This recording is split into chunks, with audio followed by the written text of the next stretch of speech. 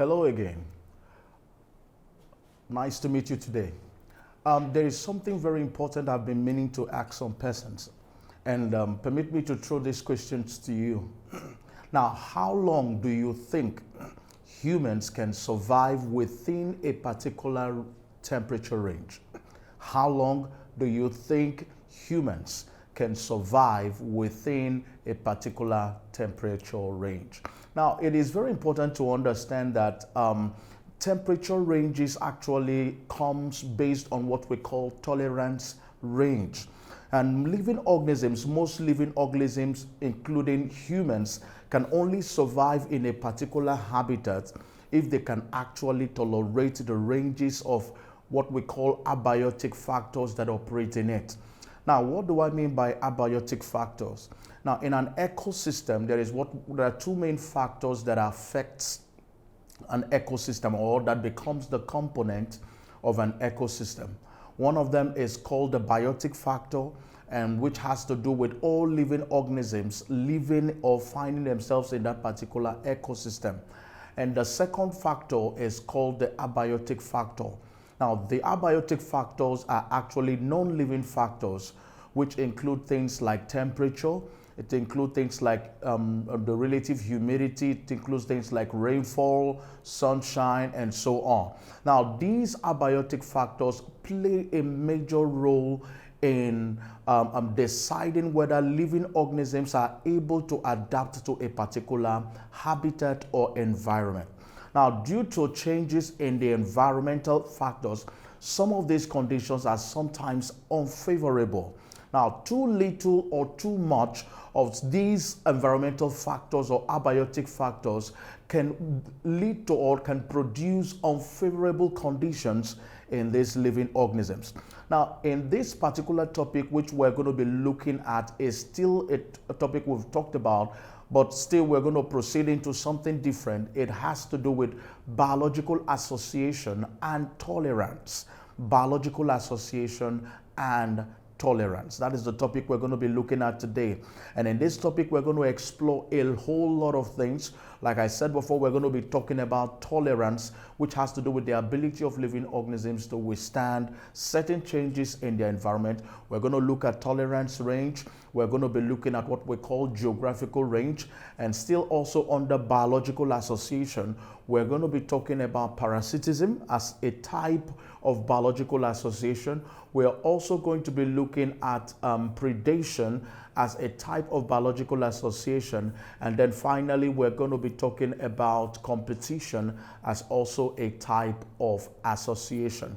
Now, if you're actually set, let's take a look at some of the specific objectives that you should take note of at the end of this particular class.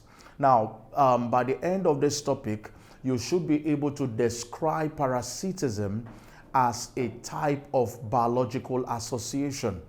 Explain parasitism as a type of biological association. You should also be able to describe predation as also a type of biological association. And also you should be able to describe competition as a type of biological association. Now, what I mean by description of these types of biological association, I simply mean you should be able to define them. You should be able to mention some examples of each of these types of biological association, and if possible, pick out some of these examples of these types of biological association and tell us how, or be able to tell how these examples explain each of these types of biological association. And also number 4, the fourth specific objective is that you should be able to explain what we call tolerance as well as tolerance range. Now let's begin with the fourth type of biological association.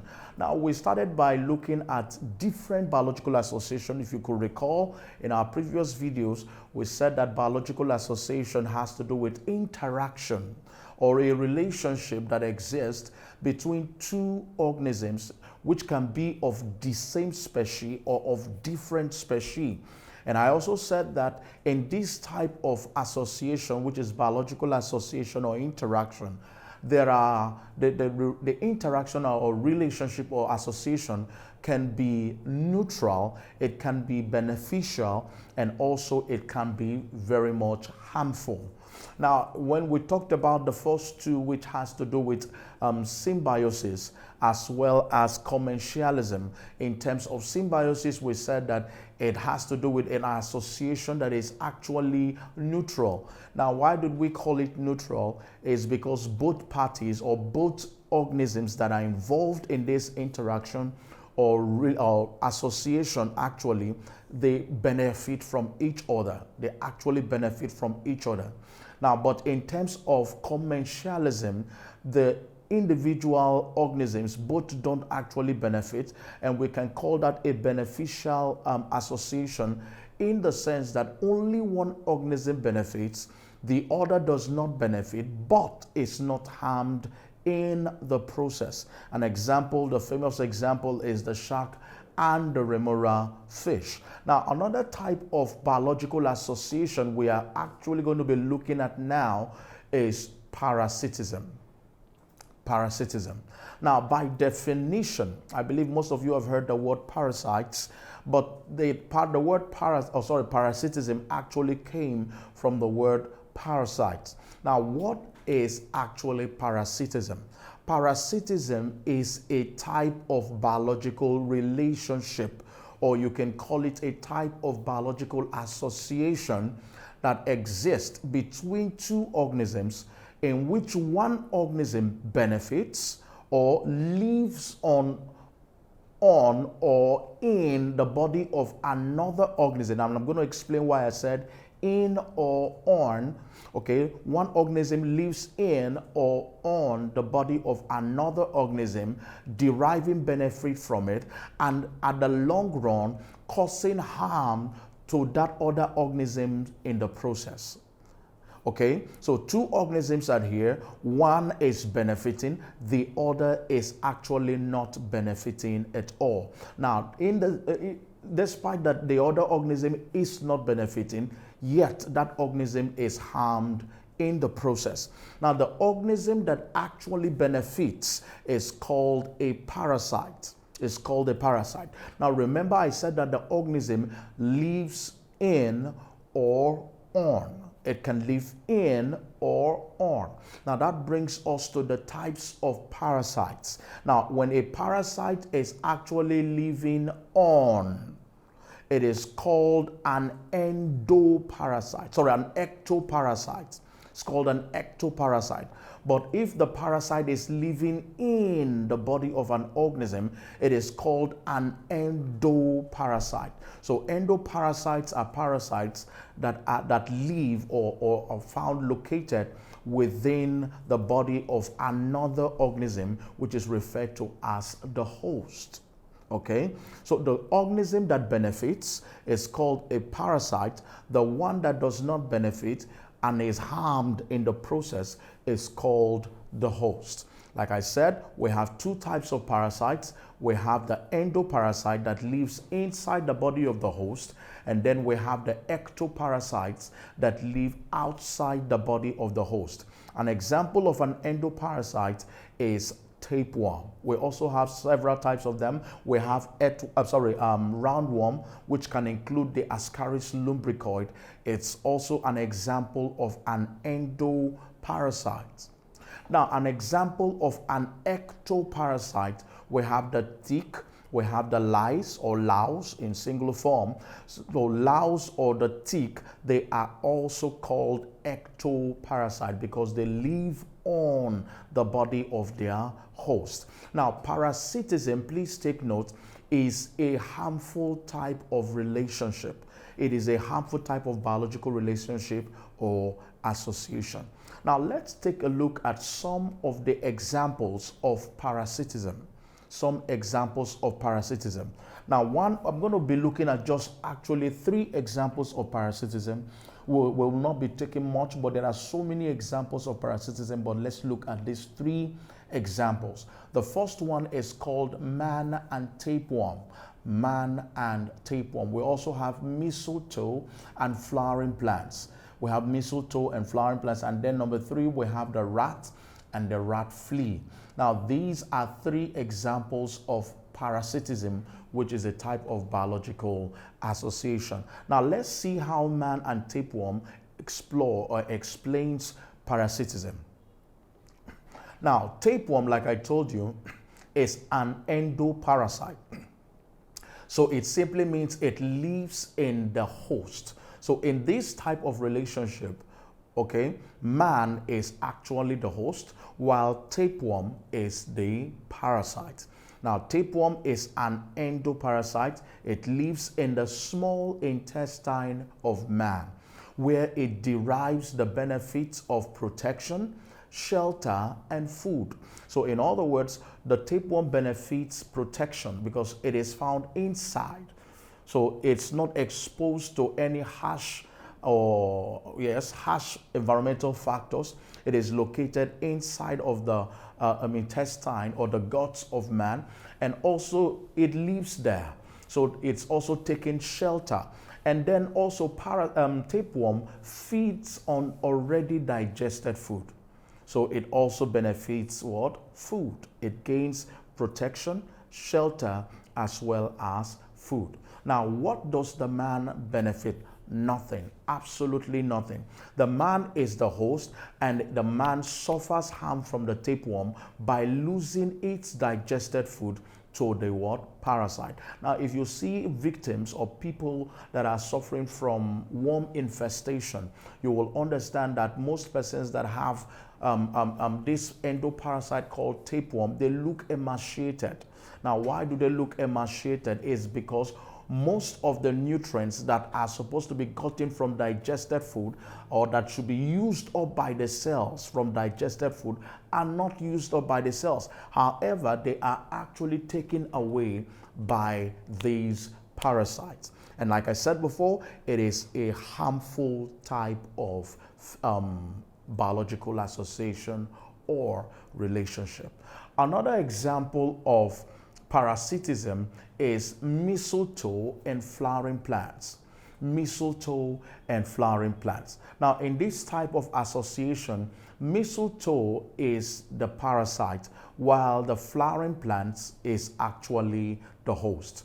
Now, in this association, the mistletoe is the parasite that lives on the other larger flowering plants, which are referred to as the host. Now, what does the mistletoe actually benefit? The mistletoe benefits by receiving support and absorbs water and mineral salts from their host, while in return, the host is deprived of water and mineral salt, thus causing harm to the host. And of course, you know, water and mineral salts are very essential for photosynthesis to actually occur. So the water that is needed for photosynthesis, the mineral salt that is needed for healthy growth and development of parts of the plants are no longer supplied in their right quantities to the plant. So in other words, what we're saying is that the flowering plant actually is derived of these benefits, and definitely it leads to the harm of the flowering plants. So this is also another example of parasitism between mistletoe and the flowering plants. And then also lastly, we're looking at rat and the rat flea. Now, in this case, the rat is the parasite we might be looking at in this case. Okay, sorry, yes. The flea is an ectoparasite. That's the flea. The rat flea is now the ectoparasite because it stays on the body of the mammal, which is the rat. Now, please take note that the rat flea can also become a parasite to man.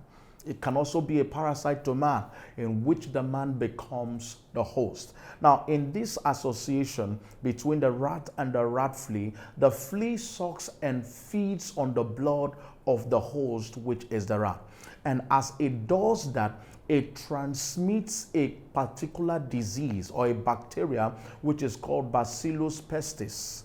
Now, Bacillus pestis is what causes plague to its host. So most times when persons encounter or come in contact with most of these rats, they get this particular disease. You've heard of so many diseases that are being transmitted by rats. Most of them come through the association of these rats with certain parasites. They come based on the association with these parasites. Now, please take note.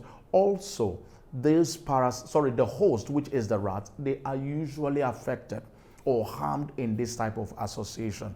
So these are the three important examples of parasitism as a type of biological association. Now, the next one we are going to be looking at is predation. Predation is also another type of biological association that exists in nature. Now, what is predation? Predation is a type of biological association between two organisms in which one organism kills and feeds on another organism. Kills and feeds on another organism. Now, the organism that kills and feeds on another organism is called the predator, while the one that is being killed is called the prey. So we have the predator and then we have the prey. Please also take note, predation is a harmful type of biological association or relationship. It is a harmful type. Now, let's take a look at few examples of predation. Now, we have just two examples we are going to be looking at under predation. Now, we have the hawk and chicks of domestic fowls. And then number two, we're going to be looking at the lion and the goat. The lion and the goat. So these are two examples of predation. We have several examples of predation. Several examples of predation. But let's narrow our discussion today to these two examples of predation. Now, the first one is called the hawk and the chicks of domestic fowls. Now, in this association, the hawk serves as the predator, while the chick of domestic fowls become the prey. Now, you might have seen it several times happening when a mother hen moves with her chick. As she's moving with the chick, if the hawk starts flying, the mother hen tends to protect her chick. Why is that? It is because the hawk always kills and feeds on these young chicks. Okay, so the hawk benefits by killing and feeding from these young chicks, while the chicks are completely eliminated or killed in the process. So the chick serves as the prey, and then the hawk is seen as the predator. Another example of predation is the lion and the goat. Now, this is a wonderful association you have seen in several places like the zoo or some game reserves. You have seen it also on televisions. Okay, so this is a common example of predation. The lion here is the predator that kills and eats the goat, which is the prey. So in this association, the lion benefits while the goat is actually killed or eliminated. So the goat is harmed in the process. Now, these are the few examples of predation. Now, let's look at the third type of, or the fifth type of biological association, which is competition. Competition. Now, what is competition? By definition, competition is a type of relationship between two organisms of the same or different species in which one outgrows the other and survives. it outgrows the other and survive. Or you can also see that competition, or if you look at the definition of competition, it has to do with the process by which living organisms, they struggle for the necessities of life. And most times, why do they struggle is because of limited environmental resources. So competition is actually based on limited environmental resources. Now, because these resources are limited, living organisms, they struggle for this. They struggle for survival, okay? And in this struggle for survival, there is always one that is not, that is weak, and one that actually outgrows the other and survives. Now, these resources can include things like food, we have water, we have nutrients, we have gases, we have light. In terms of plants, we also have space. Okay, so these are some of the resources that living organisms actually compete for. Now, if you remember or recall the definition we've just given concerning competition, we said that it involves two organisms of the same or of different species. The same or different species. Now, this brings us to the types of competition. Now, we have what we call interspecific competition, and then we have what we call intraspecific competition. Interspecific, and then we have intraspecific. Now, what is actually interspecific competition? Now, interspecific competition is actually a type of competition that exists between two organisms of different species. They are of different species. Now, an example is the competition between domestic fowls and the young chick. Example between domestic fowl and the young chick. Now, how does the association or competition between domestic fowl and the young chick explains biological association? Now, let's take a look at it. Now, the domestic fowl in this type of association is capable of eliminating the young chick by depriving them or the chick of food in the pen. So if you stock birds with birds of different, will I call it different age, okay, we now have the adults and then we have the young chick, and then there is limited resources like food for them and also water. You will discover that the adult domestic fowl, because they are bigger, larger, and stronger, they actually are capable of depriving. They are capable of depriving the young chick of food. Okay, so it is a type of association that exists between organisms of the same species.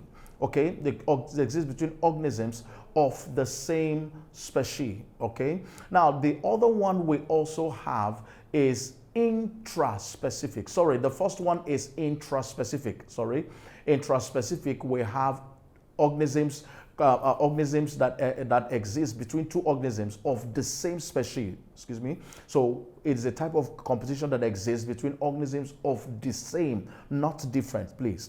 Intraspecific, of the same species. So we have that between the domestic fowl and the young chick. But when you look at interspecific, rather, it is between organisms of different species.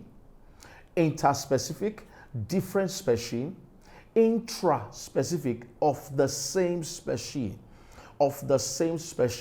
The adult domestic fowl and the young chick, they are of the same species. But when you look at interspecific, it has to do with organisms of different species. An example is between flowering plants and the grass. Flowering plants and the grass. You will discover that the flowering plants are not of the same species with the grass. Okay, so this is also another type of interspecific competition. Now, how does this also explain biological association?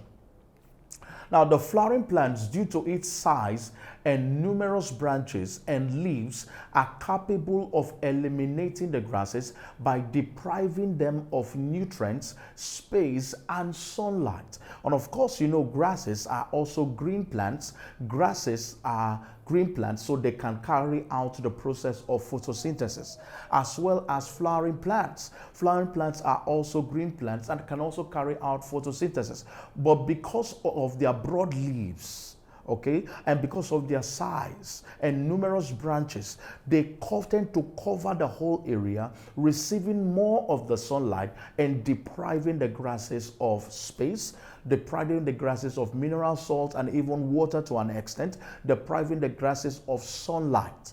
Okay, so most times some grasses actually die off within these areas. So these are some ways living organisms relate with themselves. Like I said, it can be harmful, it can be neutral, and also it can also be beneficial.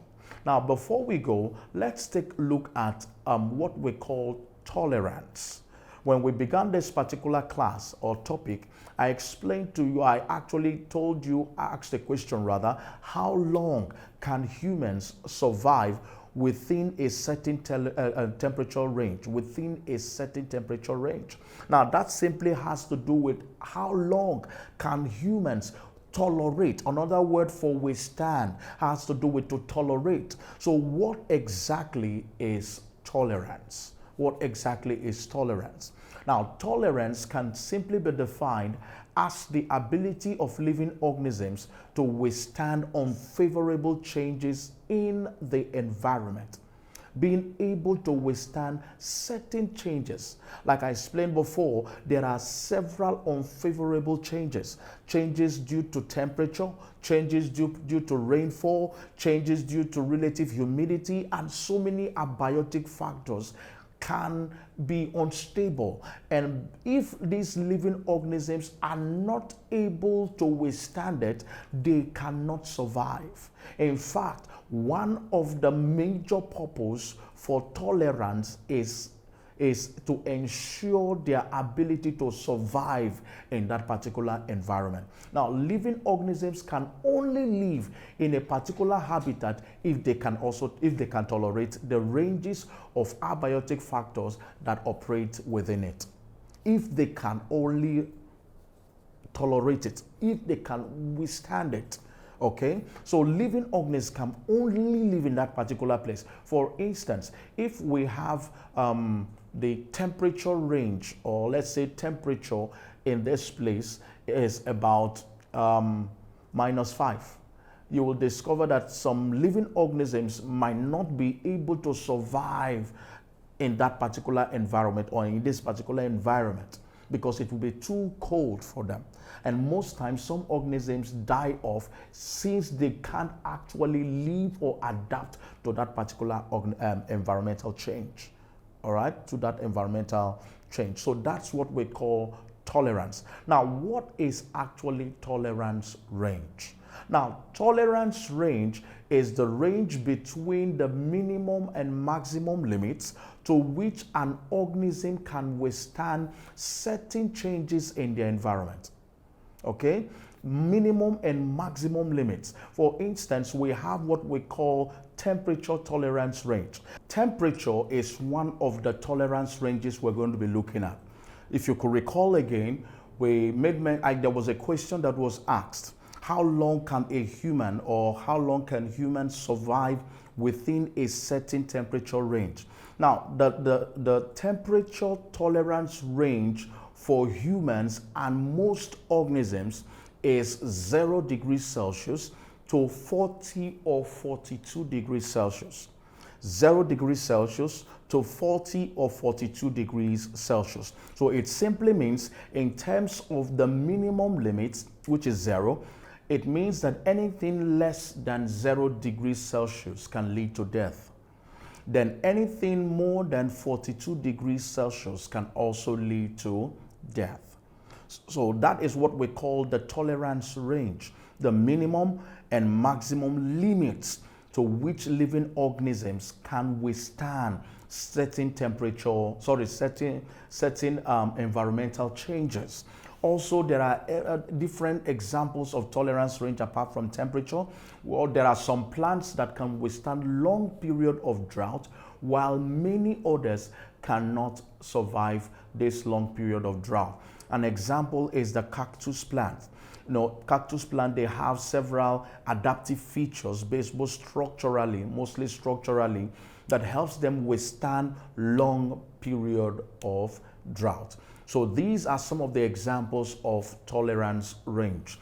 But before we go, let's take a look at what we call geographical range. Now, geographical range is similar to that of tolerance range, but in terms of geographical range, it has to do with the area or the place. Now, these are areas, geographical range are actually areas where a species of organism can only be found within the minimum and maximum limits of its tolerance. Within the minimum and maximum limits of its tolerance. Now, examples of geographical range. The geographical range of the tropical rainforest is within the equator as a result of high rainfall and high temperature. High rainfall and high temperature. Now, whereas the tropical rainforest cannot be found in the northern and the southern pole, the reason is simple: because of low rainfall and temperature. So you can see that the tropical rainforest zone can be found within a particular region, within a particular area, based on certain changes, based on environmental factors, which has to do with rainfall and temperature range. Right? So this is where we come to an end in this particular topic on biological association and tolerance. But before we go, let's take a look at few questions, just very few questions that has to do with biological association. Now, these questions can also include the topics we have also covered that has to do with symbiosis, as well as commensalism, and also other aspects or types of biological association. Now, let's take a look at few of those questions. Look at this. They said parasitism, we've talked about parasitism, can best be defined as an association between two organisms in which A, both organisms benefit. No, can be A. In parasitism, we said it is a harmful relationship, a harmful biological association. So both organisms don't benefit. Where both organisms benefit is symbiosis. So option A is wrong. Now B says one organism gains and the other neither gains nor loses. Now that is what that explains perfectly commensalism. In commensalism, we said one benefits, the other ones do not benefit, nor is it harmed in the process. And then option C say both organisms suffer some disadvantages, and that's not parasitism. And option D says one organism gains and the other loses. So our correct option or answer to this particular question is option D. Now let's take at least three more. We have question 2. Question 2 says, which of the following relationship does not involve two organisms? Please note this, does not involve two organisms. Now, commensalism, remember, we said it is a type of biological association. And I told you when we're looking at biological association, it mostly involves two organisms. So in commensalism, there is two organisms. In option B, they say saprophytes. Now, saprophytes don't only involve two organisms. It doesn't only involve two organisms. Sometimes, like we have decomposition is an example of saprophytism. Okay, decomposition.